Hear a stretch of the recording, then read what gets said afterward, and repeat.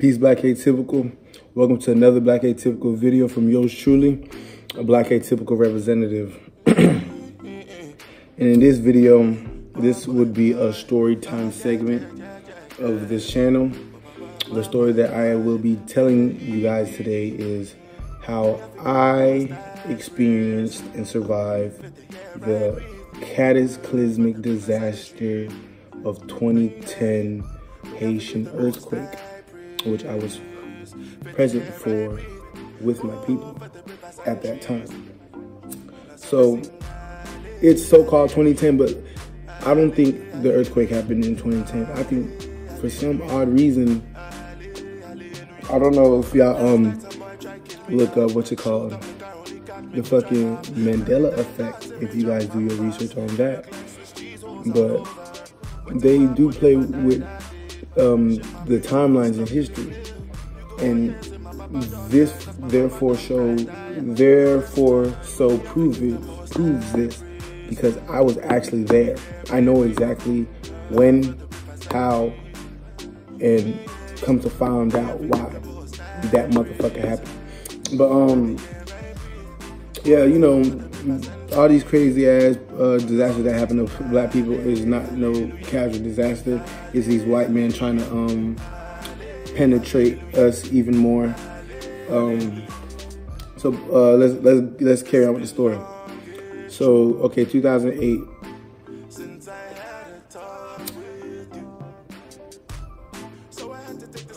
In 2008, I was 8 years old.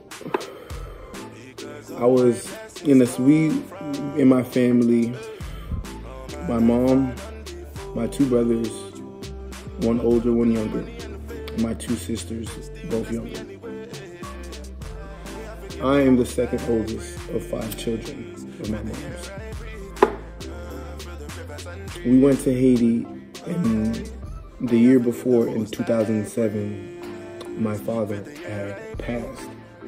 So the year later, we went to Haiti and were staying with my stepfather. So when we moved to Haiti,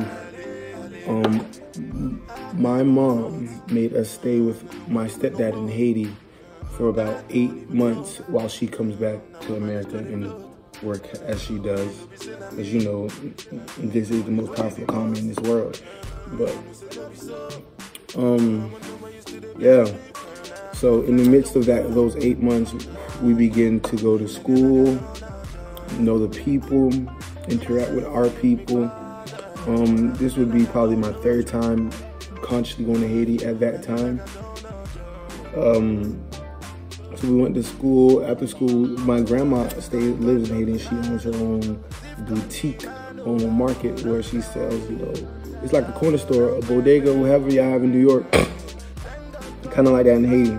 But hers is like where it has houses, it has rooms on top. So the market's on the bottom and the rooms on top, right? She would always cook for us.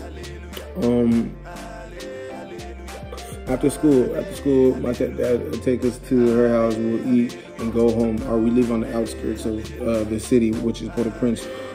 I went to a private English school called Morning Star, but you know, it was Haitians in there. So one day after school, we went to my grandma's house. Lovely, sunny, beautiful day. And then, you know, we ate, so it's time to leave. Me and my oldest brother, we in the car ready to go. My stepdad, you know, everybody's just done eating. It's just we waiting on my youngest sister, Swahila. She's a baby. She been in Haiti before we went to Haiti. So it was 4 of us who went to Haiti. Me, my oldest brother, my young brother, and my young sister. When we went to Haiti, you know, we reunited with my youngest sister, who was with my stepfather, who is her stepfather as well. But you know, she was like a baby, 2, 3, walking, not really talking.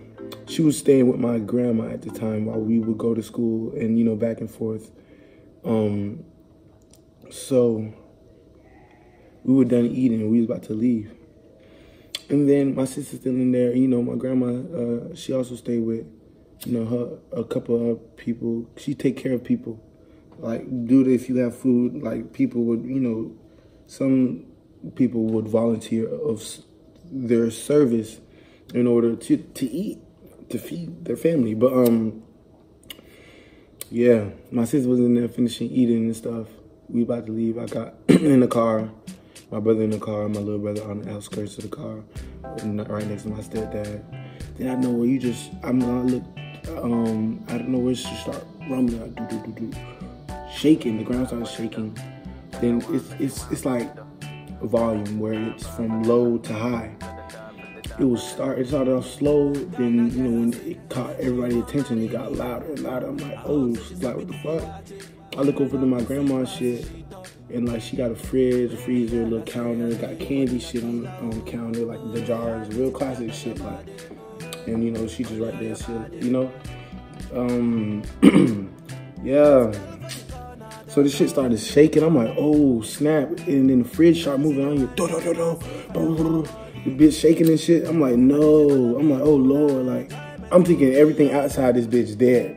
I'm thinking it's the end of the world everywhere, not just in Haiti. I think the whole world is ending because back in around that time, I had a certain level of consciousness due to my cousin on my dad's side who would stay over there in, you know, in Florida with us and, you know, watch his cousin's kids, my dad's kids, as well as my mom's kids, you know, while they at work trying to get money, you know, just the year my dad died. Before that, yeah, he been put me on game on Illuminati, chips coming in people's hand, voodoo, magic.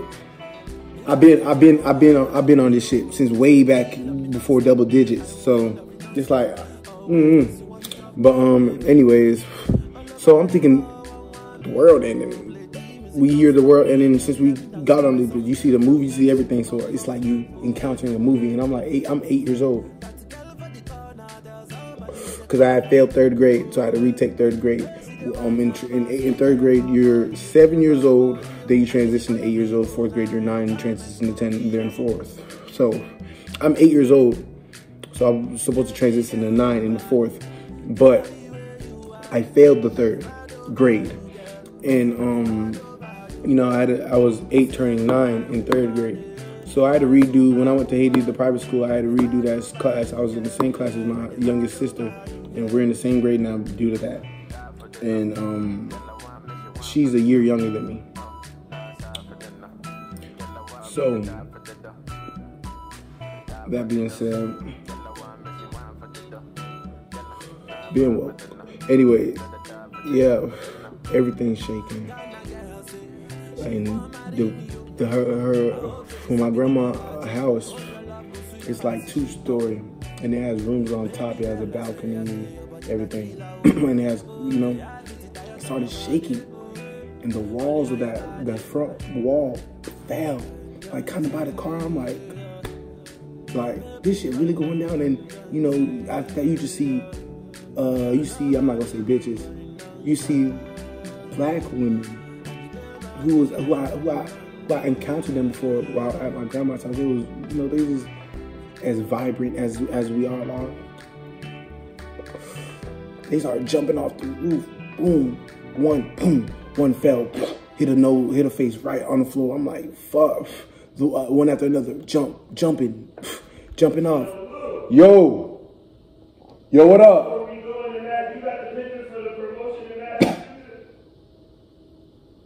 I think, I don't know.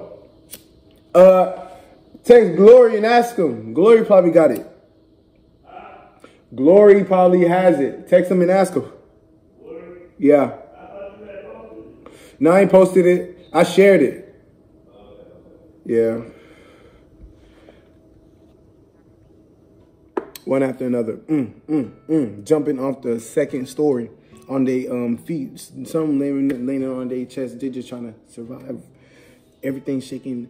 And then, you know, I just was thinking the worst. I was just thinking the worst. Because it looks like the worst. The fuck? Everything is shaking. You know. So I'm like, oh shit, I tried to, so this what happened when I was in the car, what I was doing in the midst. I was like, damn, I tried to get out through, like, I was on my hero shit at that. So, which is like, just looking back at it, just like, you know, you get to really reimagine the shit. But I was finna get out the car and like, I guess, try to save some shit or save myself, because I damn sure didn't feel safe, because the car right here, the store, her house right there. So anything could have, you know, but we had a lane where it's like possible, but you know, I highly doubt it type shit. But so I was like, ugh, I tried to get out this side of the car towards going to the store. My brother's like, no. My older brother, he grabbed my backpack, you know, helped me. I'm like, damn, like, I'm thinking, like, nigga, what you doing, bitch? You should be doing the same thing I'm doing. You trying to get the fuck away from the madness. But, you know, I understood. It clicked to me. I was like, damn, you know, if I walk out this way, I would be liable to getting crushed, in a sense. Someone might follow me. I'm like, oh, damn. I was like, oh, yeah, you're right. Try to get out the other way towards the middle of the road where my stepdad and my little brother was. He's like, no. I guess he wanted me to stay in the car, the smartest option. You know? So I'm like, oh, fuck. I'm like, yeah, they dead. I didn't say that, but in my mind, I'm going through all these emotions. I mean, fuck, I'm 8 years old, bitch, the world ended. But, yeah, like, what happened? And when it stopped, like, the shaking stopped, horror movie. You see people, you hear the moans of people who lost a loved one. You could feel the death. Like, you know, I don't know, children are more sensitive and empathetic. So it was like a zombie apocalypse. Distress, people screaming, you know, people out of homes, and it was already bad. So this shit just got worse. My grandma's store fucked up. And that store is a store I had flashbacks on when I was like a toddler. Flashback, just, you know, walking, seeing people, you know, my people. But it got fucked up. But let me carry on with the story. So yeah, everything's good. We still in the car and shit. You know, my stepdad like stay in the car type shit. And you know, my littlest brother got in the car with all three of us. We in the back. So now it's my baby sister, my youngest sister, my grandma, and my cousin type shit. And then my stepdad, you know, the building, you know, the water leaking from the top of the building. The building looked fucked up, like it didn't experience like it just went through a disaster. But after that, like I said, my stepdad went in, like it was like this wall covering Dorothy Heat. Oh, kicked it with one hand, like on some, cutting it 1 feet on some real, yeah. Cause you know my stepdad, he a big Gambino type nigga, like he big, like he like he a Zulu descendant, or you know our people, he dark, bald, you know his eyes yellow, so just like muscle density, like type shit. But he a grown man, you know, and we all got the potential. But that nigga became a warrior. I don't know what channel in that motherfucker. You know, and you know, cause you know he see my youngest sister as his real daughter, like, cause she's so young, and you know, to her that's her real father. Cause my dad died at an early age, while she was a baby. Right? So yeah, so he's like, he probably like, damn, he probably feeling the same way I'm feeling, probably more, cause he's older. So he's like, damn, my baby in that bitch, and you know what's going on, everything. So he got in that bitch, and then you know he brought my grandma, my little sister out safely. And she, you see my grandma crazy ass, like my grandma. Let me tell you about my grandma crazy ass. I love my grandpa. She's sick right now, but she's gonna get better soon. But I love her. She with me. She everybody survived. But listen, my grandma crazy ass. She over here like she's so traumatized. She's sweeping the counter, like her counter. She dusting it off. Wiping off the jar full of candy and shit. Like they tell her, like, girl, bring all that, like before something fall on you. And then my stepdad, you know, he got my little sister right here, my grandma. They walked out. We safe. We all here. Everybody processing what the fuck just happened.